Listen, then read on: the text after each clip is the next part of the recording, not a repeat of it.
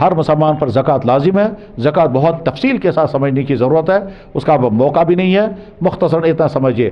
ہر مسلمان یہ دیکھے میں زکوٰۃ دینے والوں میں یا لینے والوں میں۔ اگر اللہ نے آپ کو زکوٰۃ دینے والوں میں بنایا ٹھیک، تو ٹھیک طرح سے زکوٰۃ ادا کریں، ورنہ کبھی ایسا بھی ہو سکتا ہے کہ اللہ تعالیٰ شانہ جس مال کو تم نے روکا، جس مال کو تم نے نہیں دیا، ایک ہی جھٹکے سے اسے کہیں زیادہ مال لے لیں گے۔ اور ہوتا ہے جناب، ایک گاؤں میں آگ لگ گئی، گاؤں سارا جل گیا، ریلیف منظور ہو گیا، ہر گھر کو 2.5-3 لاکھ روپے دینے ہیں۔ جن صاحب کو ڈیوٹی رکھی گئی ریلیف تقسیم کرنے کی، ان صاحب نے گاؤں والوں سے طے کیا میرے اکاؤنٹ میں ہر آدمی 20,000 ڈالے گا تو آپ کو ریلیف ملے گا۔ انہوں نے کہا ٹھیک ہے، جو دو گے اسی میں سے 20,000۔ اب صاحب نے ریلیف دیا اور خود بہت بڑی رقم جمع کر خوش۔ اب ارادہ کیا میں گاؤں میں نہیں رہوں گا، اب تو میں شہر میں جا کے بسوں گا، کیونکہ اب میرے پاس 20-25 لاکھ روپے آ گیا۔ ٹھیک ہے، پلان بن رہا تھا، اتنے میں بیوی کو تکلیف ہو گئی۔ سری نگر، یہاں سے چندی گڑھ سے دلی سے بامبے، ٹاٹا ہسپتال میں ڈیڈکٹ ہو گیا چھاتی کا کینسر۔ علاج ہو گیا، 20-30 لاکھ روپے چلا گیا، پلان وہیں رہ گیا۔ انسان سوچتا ہے میں زکوٰۃ دے کر کے پیسہ روکوں گا، ایک ہی جھٹکے میں اللہ تعالیٰ کہیں اور سے لے لیتے ہیں۔ اللہ نے دینے والا بنایا، خوش ہو کر کے دو۔ قرآن کریم میں اللہ تعالیٰ فرماتے ہیں جن لوگوں پر زکوٰۃ فرض ہے زکوٰۃ نہیں دیں گے، یہ بسکٹ، یہ تمہاری کوئنیں، یہ تمہارے پونڈز قیامت کے دن گرم کر کے تمہارے جسم پہ لگائے جائیں گے، پھر دیکھنا کیسا مزہ آئے گا۔ بخاری میں حدیث ہے، اللہ کے نبی نے فرمایا جس نے اونٹوں کی زکوٰۃ نہیں دی ہوگی، اونٹ قیامت کے دن آئیں گے اور پاؤں سے روندیں گے تم نے زکوٰۃ ہماری کیوں نہیں نکالی تھی۔ گایوں کی زکوٰۃ نہیں، وہ سینگوں پر اٹھا کر پٹک دیں گے تم نے زکوٰۃ کیوں نہیں دی تھی۔ بھیڑ بکریوں کی زکوٰۃیں نے وہ آ کر کے ٹکرے ماریں گی تم نے ہماری زکوٰۃ کیوں نہیں دی تھی۔ جب تک قیامت کے دن حساب چلتا رہے گا اس کے ساتھ یہی ہوتا رہے گا۔ زکوٰۃ دینے کے بے شمار فائدے ہیں، ان فائدوں میں سے ایک فائدہ ہماری ذات کو ہے کہ مال سیکور ہو جائے گا۔ جناب زکوٰۃ دے دو آپ کا مال محفوظ۔ مجھے یاد ہے اسی شہر میں ایک صاحب جن کو میں جانتا تھا، اب ان کی وفات ہو گئی، انہوں نے مجھے فون کیا، کہنے لگا جب بہت بڑا نقصان ہو گیا۔ میں نے کہا کیا؟ کہنے لگے سارا گٹھڑا اٹھا کے لے گیا کوئی، گٹھڑی۔ میں سمجھا نہیں گٹھڑی کیا ہے۔ یہ جو پہلے تو شاہتوت کا کام ہوا کرتا تھا، اب وہ نہیں ہے، شاید شاہتوت کا بین ہے شاید اب۔ پشمینے اور شاہتوت کا گٹھڑی پوری تھی، وہ کوئی اٹھا کے لے گیا۔ تو اب لاکھوں روپے کا مال اس میں گٹھڑی میں ہوگا، تو لاکھوں کا مال شاہتوت کا اور پشمینے کا رہا ہوگا، وہ اٹھا کے کوئی لے گیا۔ کہتا ہے بہت بڑا نقصان ہو گیا۔ ساتھ میں کہتا ہے زکوٰۃ میں نے پائی ادا کی ہے۔ میں نے کہا اگر زکوٰۃ آپ نے پوری ادا کی ہے تو یقین رکھیں آپ کا نقصان نہیں ہوگا، اللہ کا وعدہ ہے۔ کہنے لگا اچھی سنی بات، کہیں نہیں مل رہا ہے، کچھ پتہ نہیں کہاں، بہت کوشش کی۔ میں نے کہا یار اللہ کا وعدہ تو ہے، اور بعد میں اگر نہیں ملا تو سمجھو جو تقدیر میں کیا۔ 2 دن کے بعد فون کرتا ہے السلام علیکم۔ وعلیکم السلام۔ دمن مال مل گیا۔ میں نے کہا کیسے مل گیا؟ کہنے لگے جس آدمی سے ہم نے خریدا تھا چور اسی کے پاس لے گیا بیچنے کے لیے، اور ہم نے اس کو کہا تھا یار مال ہم نے آپ سے خریدا تھا، وہ تو چوری ہو گیا، وہ بھی پریشان تھا۔ ٹھیک ہے، وہ چور جو ہم سے لے کر کے گیا اس نے کہا اس کا خریدار، اس کے ڈیلنگ کرنے والا فلانا ہے، اور تو کوئی خریدے گا ہی نہیں ہے۔ اسی بات جو ہی مال پہنچا اس نے مال ضبط کیا، ان کو فون کیا، اے مبارک مال ثبوت، اسی شہر کا۔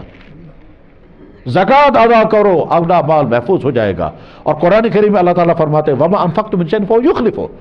تم اللہ کے راستے میں مال خرچ کرو گے، یہ مال کہتا ہے یا اللہ میں اس کے پاس پہنچ گیا، اس کی جیب سے نکل کر میرے خرچ ہونے سے پہلے اس کے اکاؤنٹ پر ڈال دیجئے۔ فَهُوَ يُخْلِفُهُ، یہ میں ترجمہ کر رہا ہوں، مطلب یہ ہے کہ اللہ مال کہتا ہے یا اللہ اس نے تو مجھے نکال دیا، آپ اس کو زکوٰۃ دینے کے نتیجے میں مال بڑھنا طے۔ ہمارا حساب بتاتا ہے زکوٰۃ دو گے تو مال کم ہو جائے گا۔ 1 لاکھ میں سے زکوٰۃ آپ نے نکالی 2,500، یہ تو کم ہو گیا مال۔ ہاں بالکل کم ہو گیا، ہمارا حساب یہی ہے جناب۔ ہمارا کیلکولیٹر بھی یہی بتائے گا اور ہمارا ٹیچر بھی یہ بتائے گا، 2 2 4 یہی حساب آئے گا۔ لیکن اگلے سال اسی تاریخ کو دیکھنا کہ آپ کا مال 97,500 ہے کہ بڑھ گیا۔ وہ جو 97,500 ہو گیا تھا آپ کا 2,500 نکال کر اگلے سال 97.5 نہیں، وہ کہیں آگے جا چکا ہوگا، کر کے دیکھ لیجیے۔ روزہ رکھ کر آدمی بیمار ہو جائے ممکن نہیں، حج کر کے آدمی فقر کا شکار ہو جائے ممکن نہیں، زکوٰۃ دے کر آدمی کبھی نہیں ہو سکتا۔ تو نماز، زکوٰۃ اور روزہ، چوتھی چیز حج فرض ہے ہر مسلمان پر جب مالی گنجائش ہو۔ اللہ تعالیٰ نے حج فرض فرما دیا ہے۔ زکوٰۃ کی بہت تفصیلات مجھے بیان کرنی تھی، کتنے ماہ پر زکوٰۃ لازم ہوتی ہے، سونا، چاندی، کرنسی، دکان، فیکٹری، جانور، بھیڑ بکریاں، اونٹ، گھوڑے، پیسہ، شیئرز، فیکٹریوں کے سپیئر پارٹ، فیکٹریوں کا خام مال، تمام پر۔ لیکن وہ اس وقت وہ بیان کرنے کا وقت ہے، وہ تو زکوٰۃ کا قانون، زکوٰۃ کے اصول، زکوٰۃ ادا کرنے کے طریقے، کس مال میں سے کیسے، پھر زکوٰۃ لینے والے کون ہیں اور لینے والوں میں فراڈ کرنے والے کون کون ہیں، یہ سب مجھے بیان کرنا تھا، لیکن اب اس کا وقت نہیں ہے۔ اگلی چند باتیں اور ہیں جو بیان کرنی ہیں، ان میں سے بیان کرتا ہوں کہ حج بے شمار مسلمانوں پر فرض ہے لیکن ادا نہیں کرتے ہیں۔ قرآن کریم، اللہ کے نبی علیہ السلام نے فرمایا جس پر حج فرض ہو گیا تھا، کوئی رکاوٹ نہیں تھی، راستہ معمون تھا، پھر بھی حج نہیں کیا، مجھے کوئی پرواہ نہیں کہ وہ یہودی مرے گا کہ نصرانی مرے گا۔ یا کہ بے شمار مسلمانوں پر حج فرض ہیں لیکن کیا بھی نہیں، کرنے کا ارادہ بھی نہیں ہے۔ یاد رکھیں جس مسلمان پر حج فرض ہے اس کو حج کرنا لازم ہے، اور اگر نہیں کر پا رہا ہے بڑھاپے یا بیماری کی وجہ سے، اپنے گھر والوں کو حکم کرنا ہوگا کہ میرا حج فرض ہے، مجھے ادا کر دینا۔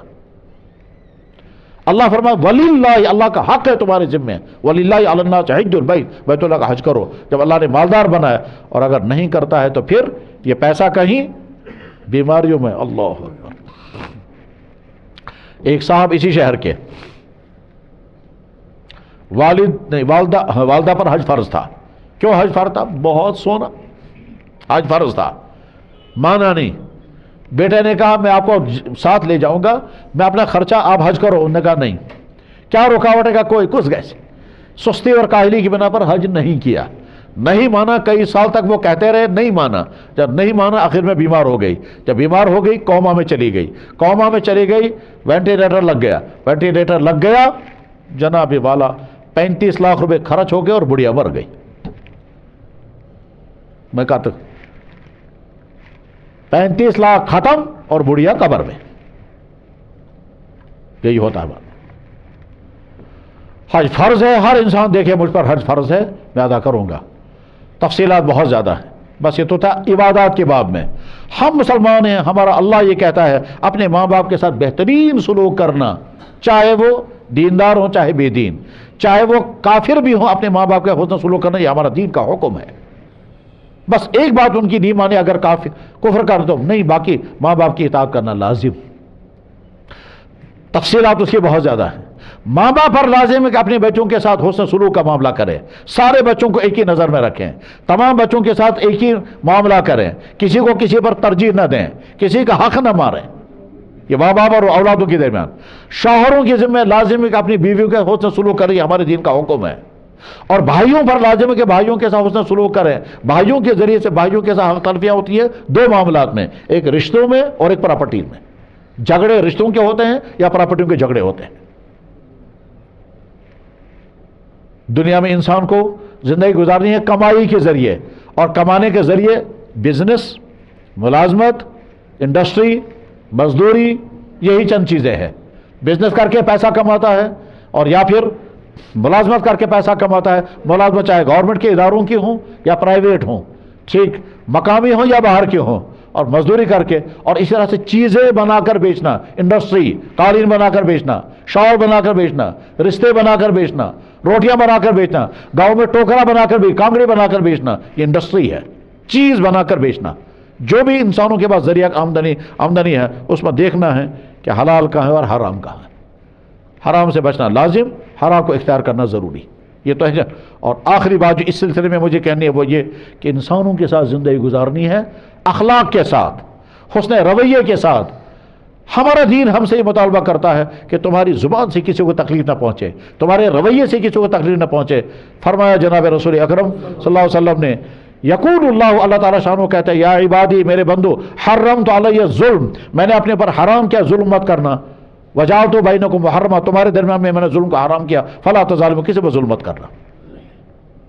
رویے میرے بھائیو اپنے ٹھیک کریں۔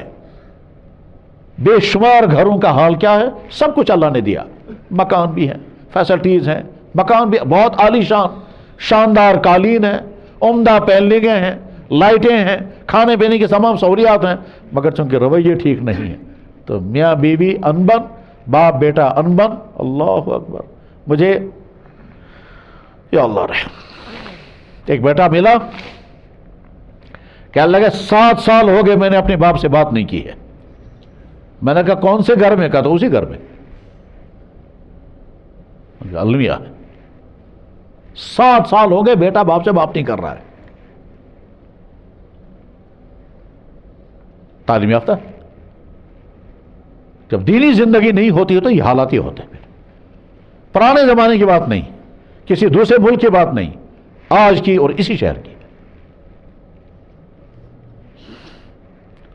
والدین اپنے اولادوں کے ساتھ رویے ٹھیک کریں، اولادیں اپنے والدین کے ساتھ رویے ٹھیک کریں، شوہر اپنی بیویوں کے ساتھ رویے ٹھیک کریں، بیویاں اپنے شوہروں کے ساتھ رویہ ٹھیک کریں. تمہارے گھروں میں رحمتیں اور خوشیاں ہوں گی. اور اگر رویے ٹھیک نہیں ہوں گے، سب کچھ ہونے کے باوجود ٹینشنوں کی زندگی گزارو گے، انبنوں کی زندگیاں گزارو گے. مجھے بچا کر کے کہتا ہے سر ہمارے گرینڈ فادر اور ہماری نانی تم ان سے لڑو. کب سے؟ جب سے ہم پیدا ہوئے تب سے ہم لڑا. ان کی صلح کرا دیجیے. گرینڈ فادر ہونے کے باوجود بھی لڑ رہے ہیں آپس میں. رویے اپنے ٹھیک کریں. ہمارے نبی صلی اللہ علیہ وسلم سلام سلام بے شمار سلام ان کی بارگاہ اقدس میں. اللہ سب کچھ سکھایا، سب کچھ سکھایا. رویے ٹھیک کرنے کا معاملہ کیا ہے کہ میری زبان سے کسی کو تکلیف نہ پہنچے، کسی کو تکلیف نہ پہنچے. اب سنیں، اس پر واقعہ مجھے یاد آ گیا، میں سنا دیتا ہوں. جناب رسول اللہ صلی اللہ علیہ وسلم سفر کر رہے تھے طائف سے جیرانہ. راستے میں رات ہو گئی، قافلہ ساتھ ہے، جنگل میں آرام کرنا ہے، ریتلے میدان میں. رات کے اندھیرے میں سب نے آرام کیا. ایک صحابی اٹھے ہیں اندھیرے میں چلتے ہوئے، ان کے پاؤں سے ٹھوکر لگی جناب رسول اکرم صلی اللہ علیہ وسلم کے پائے مبارک کو. حضور جاگ گئے، یا بیدار تھے لیکن ٹھوکر لگ گئی اندھیرے میں، اس کو پتہ نہیں چلا. تو اللہ کے نبی ایسا نے فرمایا یا عبداللہ اوجعتنی، او خدا سے نے بندہ میں ایسا لوگ، او اللہ کے بندے چوٹ مار دی، چوٹ لگ گئی. اب جب اس نے سنا اس کو سمجھ میں آ گیا یہ تو حضور تھے. پریشان ہو گئے، یا اللہ کیا ہو گیا. ساتھ میں سمجھتا تھا اندھیرے میں ہو گیا، جان بوجھ کر نہیں، مگر پریشان ہو گیا. اس ٹینشن میں ہے بیچارہ، کیا کروں گا، اب معافی کیسے مانگوں گا، کہیں اللہ کی طرف سے پکڑ نہ آ جائے، ساتھ میں سہارا مل رہا ہے کہ نہیں، میں نے جان بوجھ کر تو نہیں کیا. بس اسی پریشانی میں ہے. ٹھیک، یہ تو اس کی پریشانی ہے. ادھر سے جناب رسول اکرم صلی اللہ علیہ وسلم، یا اللہ یا اللہ. حضور کیا سوچ رہے ہیں؟ اندھیرے میں چل رہا تھا، اس کے پاؤں سے میرے پاؤں کو ٹھوکر لگ گئی، جان بوجھ کر تو نہیں اس نے ماری. اب جب میں نے اس سے کہا یا عبداللہ اوجعتنی، وہ پریشان ہو گیا ہوگا. میرے اس جملے کی وجہ سے اس کو پریشانی ہوگی، اس کو قرار نہیں ہوگا، اس کو بے قراری ہوگی. صبح ہوتے ہی میں معافی مانگوں گا، میرے جملے کی وجہ سے تم جو پریشانی ہوئی مجھے معاف کر دو. چنانچہ صبح ہوئی، اللہ کے نبی علیہ، وہ تو سوچ ہی رہا تھا ابھی معافی مانگوں گا. اللہ کے نبی علیہ السلام کو بلوایا اور فرمایا ابو رحم، اس کا نام تھا ابو رحم غفاری. ابو رحم، رات کو میں نے جو جملہ تم سے کہا تھا اس کی وجہ سے تمہارے دل کو اذیت ہوئی، میں اس کی معافی چاہتا ہوں. ہم اس نبی کی امتی ہیں. میرے بھائیوں، کہنے والے کو بھی چاہیے، سننے والوں کو بھی چاہیے اپنے رویے ٹھیک کریں. ہماری زبان سے کسی کو تکلیف نہ پہنچے، ہمارے رویے سے کسی کو دکھ نہ پہنچے، نہ ہمارے ماں باپ کو، نہ ہمارے بیوی بچوں کو، نہ بھائیوں کو، نہ پڑوسیوں کو، نہ کسٹمروں کو، کسی کو نہیں. ہر ایک کے سامنے کوئی نہ کوئی، ڈاکٹر کے سامنے پیشنٹ، وکیل کے سامنے کلائنٹ، جج کے سامنے عوام، افسر کے سامنے عوام یا ملازم، مفتی کے سامنے لوگ، امام کے سامنے مقتدی، صاحب کے سامنے نیچے، ہر ایک کے سامنے کوئی نہ کوئی ہے. کسی کو ہمارے سے کوئی تکلیف، یہ اب رویہ اپنانا ہے. اور اس کے ساتھ ہی اللہ اور اللہ کے نبی نے بے شمار چیزیں حرام کی ہے، وہ ہر مسلمان کو سیکھنا ضروری ہے. کون کون سی چیزیں حرام ہیں؟ ان میں سب سے خطرناک ترین چیز شرک ہے. شرک اور الہاد. پہلے زمانے میں الہاد نہیں تھا، آج کے زمانے میں الہاد بھی ہے. اور الہاد کیا ہے؟ اللہ کا انکار. کائنات خود بخود بنی، یہ آج کے زمانے کا ایک نیا فتنہ شروع ہوا ہے. اور جو لوگ الہاد کا شکار ہو جاتے ہیں ان کو خبط ہوتا ہے ہم کچھ ہیں اور ہے کچھ نہیں. مگر وہ تو الہاد سے اپنے آپ کو بچانا ہے. اور شرک سے، شرک کا مطلب اللہ کے علاوہ کسی اور کے سامنے جھکنا، وہ تمام حرکتیں جن حرکتوں کی وجہ سے ایمان چھن جاتا ہے، چاہے وہ حرکت آپ کو سکول میں ہو، چاہے دفتر میں ہو، چاہے کسی جو بھی، ہر مسلمان کو سیکھنا ہوگا کہ کون کون سی چیزیں ایمان کو ختم کرنے والی ہے۔ اس دھوکے میں مت رہیں کہ ہم خود ہی ڈیسائیڈ کریں گے ہم پین سے کیا آگے سے، یہ جو بعض لوگوں کو دھوکہ ہوتا ہے ہم پین سے کیا آگے سے، یہ نہیں سوچنا پین سے فیصلہ اسلام کرے گا۔ اسلام کہتا ہے اگر آپ نے یہ حرکت کی تو آپ کا ایمان ختم ہو گیا۔ ہماری نظر میں یہاں ٹیکا لگانا پیوت ہے، اور اسلام کہتا ہے اس کے نتیجے میں آپ کا ایمان ختم، تو ہماری سوچ نہیں چلے گی، اسلام کا فیصلہ چلے گا۔ میرا سمجھنا یہ ہے کہ اس پل سے کچھ نہیں ہوگا، اور ڈاکٹر کہتا ہے اس پل سے سائیڈ ایفیکٹ یہ ہوگا اور آپ کو یہ ہوگا، تو میرا سمجھنا کچھ نہیں کرے گا، ڈاکٹر کا کہنا چاہے گا۔ میرا سمجھنا یہ ہے کہ پورا گلاس میں نے پیا پانی، کچھ نہیں ہوا، فائدہ ہوا۔ ایک گلاس جوس، ایک گلاس لسی، ایک گلاس شربت پیا، کچھ نہیں ہوا۔ لہٰذا یہ اتنے سارے لکوڈ پینے کے جو فائدے ہیں، ایک چھوٹا سا لکوڈ اور پیوں گا چمچے کے برابر، مگر اس کا نام ہے تیزاب۔ تو جب اس سے کچھ نہیں ہوگا، اس سے تو جواب ہے کہ نہیں، تیزاب کچھ اور ہے، یہ کچھ اور ہے، تو مت لکوڈ کے دھوکے میں مت آنا۔ سمجھ یہ پیوت نہیں ہے، یہ جب منہ پہ ڈالو گے تب پتا چلے گا یہ پیوت کیا کر دے گا۔ جناب ایک آدمی نے کہا میں کر کوٹستاف کی ہی گونا، میں کر لیبتھاپ کی ہی گونا، میں نے دیوار کو چھوا، اس کو چھوا، اور بجلی کے کھمبے کو چھوا، کچھ نہیں ہوا، لہذا میں اوپر جو ہائی ٹینشن تار چل اس کو بھی چھوؤں گا، اس سے بھی کیا ہوگا؟ تو جواب ہے وہ اس سے ہوگا کچھ نہیں، تھوڑی دیر کے بعد آپ کا جنازہ ہوگا، اور کیا ہوگا؟ خود ہی فیصلے نہیں کرنے ہیں، جیسے بہت سارے لوگوں کو یہ دھوکہ لگا ہوا ہے، ہم سے کیا گیس ایتھیسٹ مسلمان، ہم سے کیا گیس ایتھیسٹ مسلمان، جناب کفر کا شعار اپنائیں گے اور کہیں گے اس سے کچھ نہیں ہوگا، نہیں، ایمان ختم ہو جائے گا۔ تو کفر سے، شرک سے، الحاد سے اور ایگنوسٹسزم سے، ایتھیسزم، اسے اپنے آپ کو بچانا ہے۔ کہیں بیچ میں ڈاؤٹ آئے گا، شک آئے گا، کسی جاننے والے سے ملیں۔ نمبر 2 پر ماں باپ کی نافرمانی حرام، زناکاری اور زناکاری سے جڑی ہوئی تمام چیزیں حرام، ڈرگز اور ڈرگز کے ساتھ جڑی ہوئی تمام چیزیں، منشیات حرام، جو یہاں کے نوجوان نسل پر مسلط ہے اس وقت، 2 چیزیں، غلط ریلیشن اور ڈرگز۔ وہ نوجوان جس میں پھنس گیا، اس نوجوان کا حال اللہ رحم فرمائے، کس طرح سے اس کو نکالا جائے۔ لیکن جو نوجوان بچے ہوئے ہیں ان کو شکر پڑھنا ہے، اور آئندہ اور اپنی حفاظت کرنا، تب تم بچ پاؤ گے۔ اور اگر نہیں کرو گے حفاظت، جناب آج تو تم سوچتے ہو میں کچھ نہیں، آگے چل کر کے ہو سکتا ہے چاہتے نہ چاہتے کس طرح سے اس میں پھنس جاؤ گے، اور اس کے بعد پھر نکال نہیں سکو گے اپنے آپ کو۔ میں تباہ حال انسانوں کے واقعات جانتا ہوں جو اس میں تباہ ہو گئے اور سب کچھ چھن گیا، صحت بھی، ملازمت بھی، گھر بھی برباد، سب کچھ۔ ایک بڑے صاحب اپنے بیٹے کو لے کر کے آئے، آج کل شاید وہ ریٹائر ہے، پہلے سیکرٹری تھے، کہہ لگے ایک ہی بیٹا ہے، ذرا اس کی روداد سنیں۔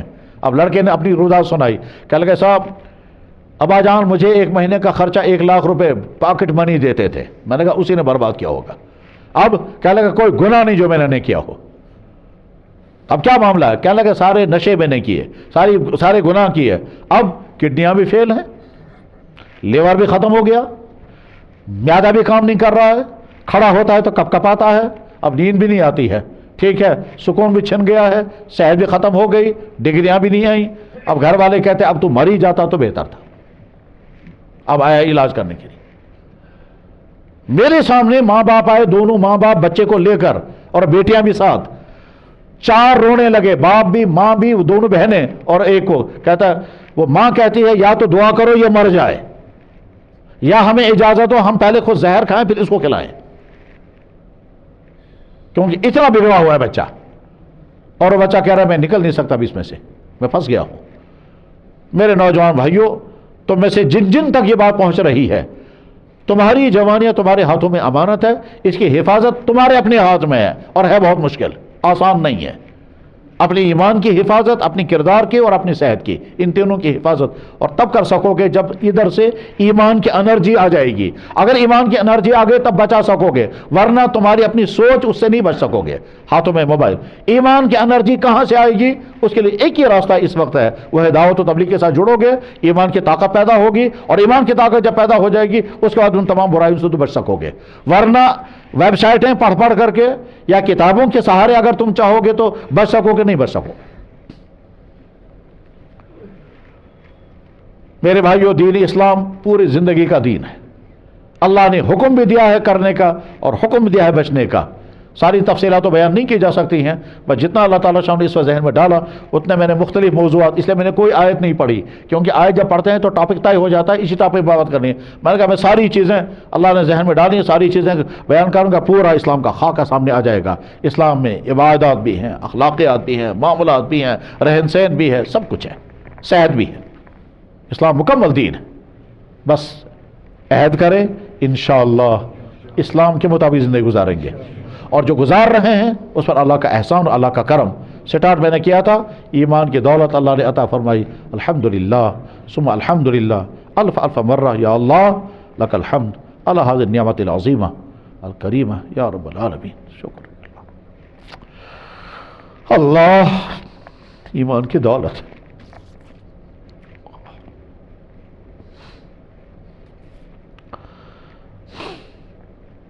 مجھے ایک فون کیا ایک نے،